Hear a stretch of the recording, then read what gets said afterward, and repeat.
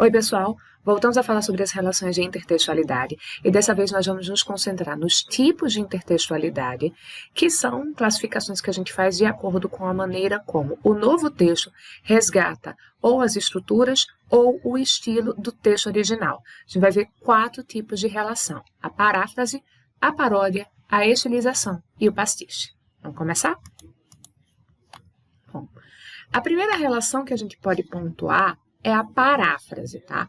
Na paráfrase, o texto novo vai resgatar elementos estruturais do texto antigo e se ele chegar a resgatar elementos de estilo também, a gente já começa a ter uma aproximação da paráfrase com uma outra forma de relação intertextual, que a gente vai ver daqui a pouco.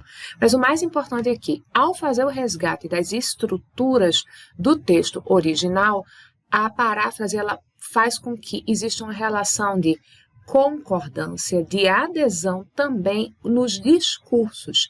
Então, aquilo que o texto original diz a respeito do mundo é repetido pelo novo texto em uma concordância, em uma semelhança. Existe uma paráfrase, por exemplo, nos cartazes que você está vendo aqui. O cartaz do primeiro filme da série Alien e o cartaz da temporada de Stranger Things, tá? Se eu não me engano, esse cartaz aqui foi da segunda temporada de Stranger Things, porque ele já está falando do Upside Down. Olha o que diz o cartaz, vamos primeiro pegar o texto verbal. Olha o que diz o cartaz do Alien, tá? Do filme original da franquia. A gente tem lá em cima o título, Alien, e aqui embaixo dessa imagem, que daqui a pouco a gente vai falar sobre ela, no espaço, ninguém pode ouvir você gritar. No cartaz de Stranger Things, a gente tem o nome da série, Stranger Things, e embaixo dessa imagem, que a gente vai falar também daqui a pouco, no mundo invertido, que é como a gente traduziu essa referência do Upside Down, de que eles falam na série, ninguém pode ouvir você gritar. Então, existe um texto verbal que é mantido quase idêntico nos dois materiais, mudou o nome da série e mudou o local em que ninguém pode ouvir você gritar, o espaço na série Alien, na série de filmes Alien, o mundo invertido na série Stranger Things, e o que acontece, o que eu falo sobre esses lugares é a mesma coisa. É um lugar muito perigoso, porque lá ninguém pode ouvir você gritar, certo? Agora vejam que não somente esses elementos verbais foram mantidos, mas foram mantidos alguns elementos visuais que vão construir também essa ideia. Tá tudo escuro ao redor dessas palavras e das imagens. Então, o espaço vai ser predominantemente uma área de grande escuridão por conta das grandes distâncias das estrelas. O mundo invertido está ali subterrâneo, então é escuro. E a gente tem a ameaça, que é aludida nos dois cartazes. A ameaça do ovo do Alien e a ameaça do ovo do Demogorgon, ok? Então, tanto o que eu falo sobre a obra que eu estou anunciando no cartaz tem um espaço de narração que é perigoso, escuro e assustador, e lá está sendo gestada uma ameaça que é muito assustadora, como aquilo que eu disse verbalmente, reforçando essa construção que foi feita visualmente, vai ser repetida de um cartaz para o outro. Então, existe uma relação de paráfrase da obra nova, o cartaz Stranger Things, com a obra antiga, o cartaz que anunciava o filme Alien. Tudo bem? Quando a gente tem a paródia, a conexão entre os textos ela vai se dar não mais pela adesão do que diz o texto original, mas agora pela dissonância. Existe um discurso novo, um discurso diferente daquele que é feito no texto original. E aqui tem esse trabalho muito interessante de um artista plástico brasileiro. Você está vendo aí o site dele, né? Um site em que ele apresenta as suas obras. Ele tem o nome artístico de Butcher Billy. E ele pegou a letra de uma música muito conhecida do The Police, que tem aquele refrãozinho: Every breath you take, every move you make, every bond you break, Every step you take, I'll be watching you. Ele pegou essa música que se propõe uma música ali de declaração de amor e tal, e ele considerou que, gente, talvez esse negócio não seja tão amoroso, sentimental, romântico assim. E aí, como é que ele refez esse discurso? Vejam que ele não alterou o texto verbal, mas ele colocou em um novo contexto. Ao colocar nesse novo contexto, o trecho lá que ele pegou do original, e ao trabalhar as cores, a fonte, né, o tipo de fonte que ele escolheu, e criar esse personagem com essas características, quando ele distribuiu também o texto nesse espaço, aquilo que a canção propunha dizer, de uma pessoa muito apaixonada, que vai estar junto com a pessoa que ela ama a todo momento, virou uma coisa ameaçadora e bem bizarra, né? Bem assustador aí, essa ideia de que vai ter uma pessoa observando você, prestando atenção em você em todos os seus momentos. Deixou de ter o discurso original, que era um discurso que se propunha romântico e fofo, e virou uma coisa assustadora. E aí é um elemento importante a respeito da paródia, tá, gente? Frequentemente, a paródia, ela satiriza o texto original, e aí ela frequentemente tem um efeito cômico, um efeito humorístico, mas isso não acontece sempre. Aqui a gente tem um exemplo de paródia que não provoca o efeito de humor, ela provoca um prazer na gente de, eita, ele pegou a canção e fez essa alteração, mas não provoca na gente o efeito do riso, do humor. Desse mesmo artista, a gente tem um outro exemplo, para a gente poder avançar depois para a próxima forma de relação intertextual, que ele fez aqui com a música I Will Survive. É uma música super pra cima, super alegre, mas olha só como é que ele pegou os dois trechinhos da música, né? O início, né? At first I was afraid, I was petrified, pegou o primeiro verso, pegou o refrão e aí colocou uma letra grandona e vermelha, tem um significado que é sugerido com esse vermelho, e aí ele construiu essa imagem desse cemitério com a mão saindo. A pessoa que sobreviveu, então, se tornou um outro personagem completamente diferente do eu lírico que fala na canção. E pegou-se aquele trechinho, que também está na letra da canção. Did you think I'd lay down and die? Então, assim, primeiro eu estava assustado, eu estava petrificado. Você achou que eu ia deitar e morrer? Não, eu vou sobreviver. E aí a gente parece que das duas, uma. A gente tem uma história meio de um zumbi morto-vivo que está voltando aí, que já é bastante assustador, ou alguém foi enterrado vivo e está saindo dos mortos. De todo jeito, é outra história que se conta com as mesmas frases, que é assustadora. E que dá prazer para a gente reconhecer as duas canções e vê-las ressignificadas nesse novo contexto, porque é inesperado e é criativo. O artista plástico que fez essas capas de livro, era a proposta dele, ele cria essas capas propositalmente como se fossem capas de livros antigos, usados, mas isso aqui, gente, é tudo obra digital, tá? É a proposta do trabalho dele de fazer essa coisa mais envelhecida. É um trabalho bem interessante, ele não tem somente essa série, tem várias outras. Dá uma conferida depois no site dele, que é bem legal. Vamos para a próxima? Um outro tipo de conexão é a estilização, que é uma forma de paráfrase, porque você mantém os elementos estruturais e não tem profundas alterações no discurso. O discurso é principalmente aderido, só que a estilização é um extreme makeover de estilo. Você pega uma obra mantendo o máximo do que ela tinha de original, mas você manipula a linguagem. É uma coisa que o Fernando Boteiro, que é um artista plástico colombiano, tem um certo costume em fazer. Ele já fez isso com várias pinturas muito famosas da história da arte, e a Mona Lisa, por exemplo, foi uma delas. Ao ver essa imagem, você reconhece imediatamente que é a Mona Lisa, porque ele manteve os elementos estruturais, a posição da mulher, o tipo de roupa, algumas proporções do rosto. Por exemplo, ela tem uma testa muito longa, ela praticamente não tem sobrancelhas, a sobrancelha ali da Mona Lisa ela é muito fininha, então às vezes a gente até nem percebe que ela está lá. Ele manteve as cores, manteve o fundo, mas recriou com essas formas bastante volumétricas. Sempre se fala muito sobre o Fernando Botelho fazer imagens de pessoas, de animais gordos, obesos, e ele sempre diz que não, ele não representa pessoas obesas, não são seres obesos. O que ele representa é o volume. Quem já viu uma vez um quadro de Botelho vai lembrar que esse estilo é o estilo do Botelho fazer as pinturas. Então, a gente sabe, essa daqui é uma Mona Lisa feita ao estilo de Botelho. Poderia até ter sido outra pessoa que, fazendo um exercício de estilização e de estilo, fizesse a Mona Lisa no seu próprio Botelho, mas você reconheceria o estilo do Botelho fazendo isso, tá?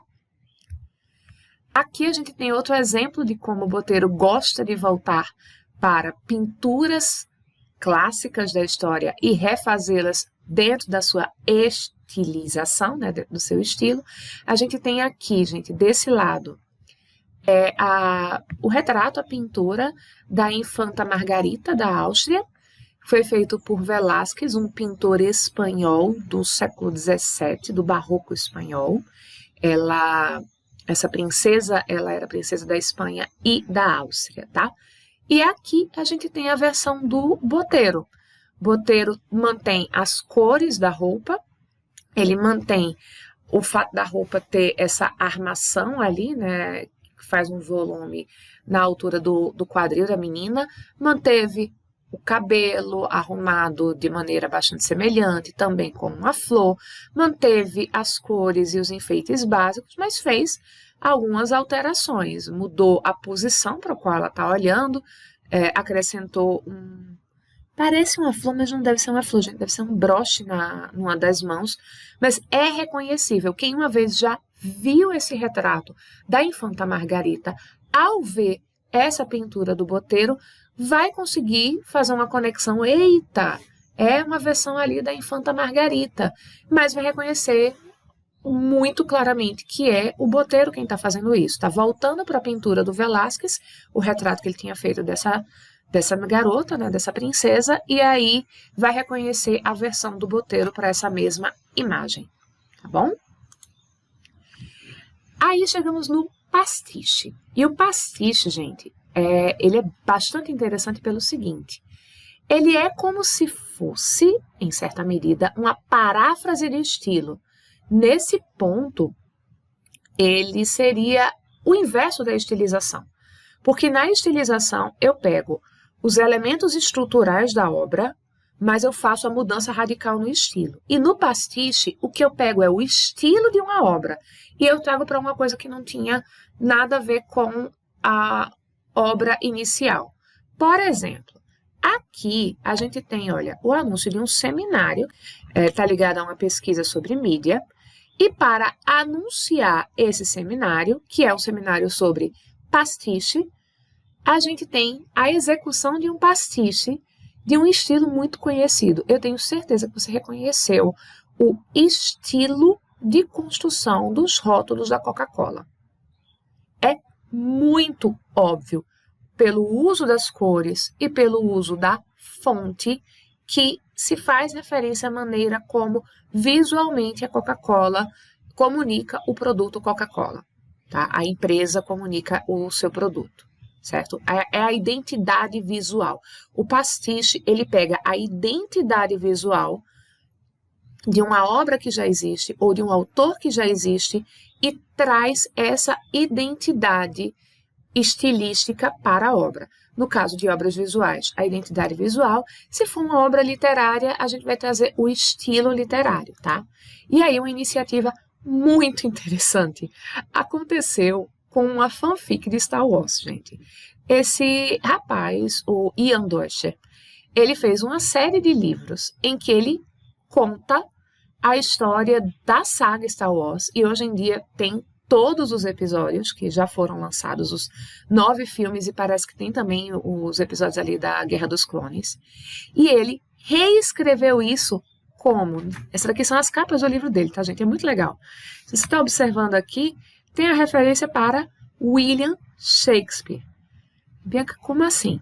Ele vai pegar o que acontece em Star Wars, nos filmes, os diálogos, os acontecimentos, e ele escreveu os livros usando a estrutura e o estilo das peças de William Shakespeare. Ele estudou o estilo de Shakespeare e ele repete como é que Shakespeare construía as suas peças para fazer a narrativa da história de Star Wars.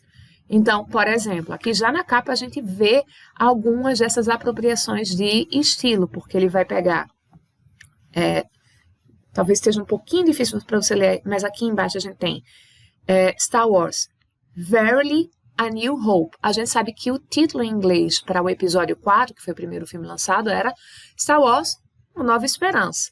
Mas aí ele acrescentou aqui o verily, o verdadeiramente. Fez uma pequena alteração, porque linguisticamente a gente vai ter uma recorrência desse advérbio verdadeiramente em afirmações de personagens shakespearianos. Aqui, quando ele foi fazer a referência para o Retorno de Jedi, ele usou doth run. É uma forma antiga do período shakespeariano para o verbo to do, does. Tá? O Jedi retornou, mas aí ele faz com uma ênfase, ele verdadeiramente retornou. E aqui, olha, em vez de The Empire Strikes Back, né, ele usa também uma forma antiga do striketh back. E observa como os personagens são representados, né? Tem a roupa típica do século XVII, o chapéu, as comendas aqui que um soldado com uma armadura teria e os enfeites que uma armadura da época teria. E ele faz isso, gente, no material todo. Então, por exemplo, esse daqui, que a gente tem como prólogo no espaço exterior, né, no espaço sideral, aqui a gente tem o que seria o letreiro do primeiro filme de Uma Nova Esperança, tá? E, bem interessante, esse texto que está do lado de cá é a forma com que Shakespeare faz a introdução do Romeu e Julieta. Ele diz que existe uma entrada do coro, e olha, as duas coisas estão nos dois textos, e ele dá uma fala para um coro. O início de Romeu e Julieta, a gente vai ter um personagem ou um grupo de personagens que vão fazer o papel de coro, que vão apresentar o que está acontecendo naquela história para o público. Então, vai situar para o público que existem duas casas, ambas iguais em dignidade, na bela cidade de Verona, onde fica a nossa cena. E aí ele vai contextualizar a rivalidade dos Capuleto e dos Montecchio e anunciar que um casal desafortunado, no meio dessa guerra desses parentes, vai enfrentar a rivalidade das famílias e, ao fazer isso, encontra o seu destino fatal, tá? Vai encontrar um destino fatal essas duas crianças, esses dois jovens, tá? E olha como é que Shakespeare escreveu. Vamos pegar um elemento só do estilo, tá? O coro foi feito na forma de um soneto. É um poema de 14 versos. Conta aqui, olha. 1, 2, 3, 4, 5, 6, 7, 8, 9, 10, 11, 12, 13, 14. Então, você tem um poema de 14 versos. Esse é o elemento básico para a gente considerar que é um soneto, tá?